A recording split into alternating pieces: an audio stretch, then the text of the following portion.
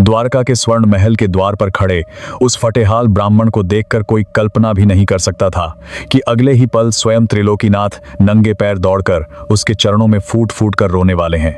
श्री कृष्ण और सुदामा की अटूट मित्रता की शुरुआत महर्षि सांदीपनि के आश्रम से हुई थी, जहां राजपुत्र कृष्ण और निर्धन ब्राह्मण सुदामा ने बिना किसी भेदभाव के एक साथ शिक्षा ग्रहण की और उनके बीच एक गहरा व निस्वार्थ प्रेम पनपा।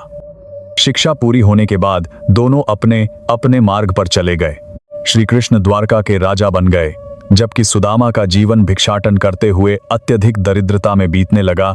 जहां कई बार उनके परिवार को भूखे पेट ही सोना पड़ता था। बच्चों की दयनीय स्थिति देखकर एक दिन सुदामा की पत्नी सुशीला ने उनसे अपने बालसखा द्वारकाधीश के पास जाकर मदद मांगने का आग्रह किया। बहुत संकोच के साथ सुदामा मान गए और भेंट स्वरूप अपनी पत्नी द्वारा पड़ोस से मांगे गए 4 मुट्ठी सूखे पोहे, चिवड़ा एक फटे पुराने कपड़े में बांधकर द्वारका की लंबी और कष्टदायक यात्रा पर पैदल ही निकल पड़े।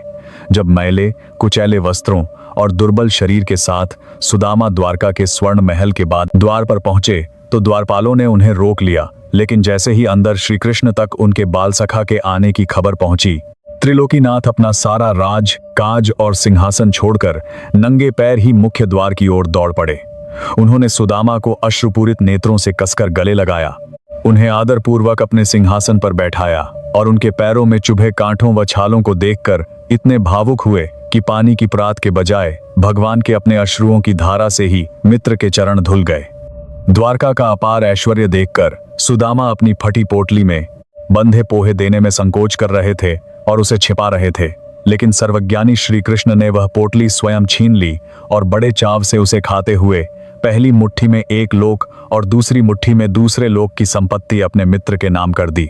इससे पहले कि वे तीसरी मुट्ठी खाते, माता रुक्मिणी ने उनका हाथ पकड़ लिया।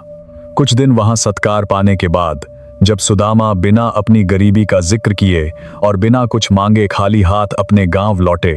तो उन्हें अपनी टूटी झोपड़ी की जगह एक भव्य स्वर्ण महल खड़ा मिला और उनका परिवार राजसी सुख सुविधाओं से सुसज्जित था। तब सुदामा को यह आभास हुआ कि उनके परम सखा ने बिना कुछ कहे और बिना जताए ही उनकी सारी दरिद्रता को अपार ऐश्वर्य में बदल दिया है, जो यह सिद्ध करता है कि भगवान के सामने अमीरी गरीबी का कोई मोल नहीं होता। वे केवल भक्त का सच्चा प्रेम और निष्काम भाव देखते हैं। श्री कृष्ण के सच्चे भक्त कमेंट में जय श्री कृष्ण लिखें।